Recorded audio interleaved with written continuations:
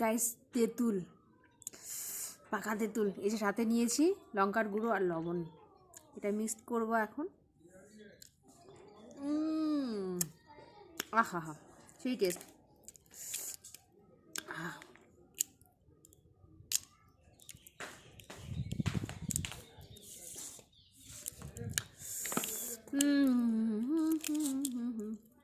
আমার ফেভারিট জিনিস, ঠান্ডা হোক গরম হোক আমার ভালো লাগে খেতে।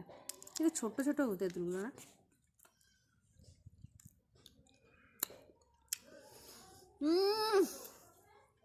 আহা এত টেস্ট এই তেঁতুলগুলোর,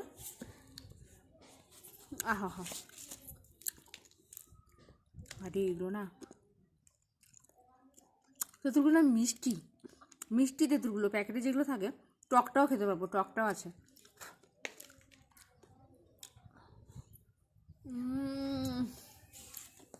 অমৃত।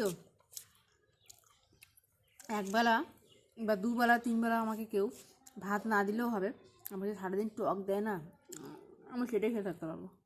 এটা তো মিষ্টি তেঁতুল, টক তেঁতুলও নিয়ে আসছি দাঁড়াও। এই যে টক তেঁতুলটা নিয়ে আসলাম, এটা মেলায় পাওয়া যায়, বা বাজারেও পাওয়া যায় এই টক তেঁতুলটা। আর যেটা এর আগে খেলাম মিষ্টি তেঁতুলটা, ওটা না একটা মানে খাপের মধ্যে ছিল, মানে একটা বক্সের ভিতরে থাকে, ফলের দোকানেও পাওয়া যায়।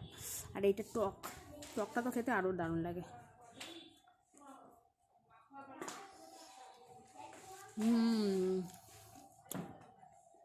অমৃত, যে কোনো টক খাবার অমৃত।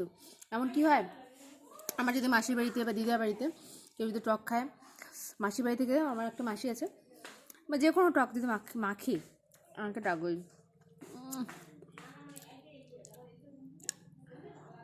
ওই যেটা ওটা টক, একদম টক, সেই টক।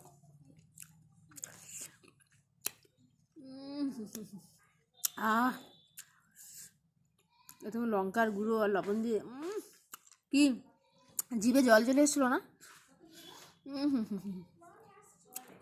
সেই তো তেঁতুল খাওয়া শেষ, হাতটা ধুয়ে নিয়ে, মানে এই তেঁতুলটা দেখাচ্ছি,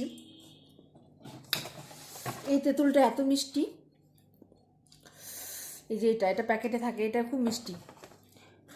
আর একটা যেটা খেলাম টক তেঁতুলটা, এই যে এটা টক তেঁতুল, সেই টক। আর মিষ্টি তেঁতুলটা ফার্স্টবার খেলাম, ভিডিওতে দেখতাম, সেই ঝাল লেগেছে।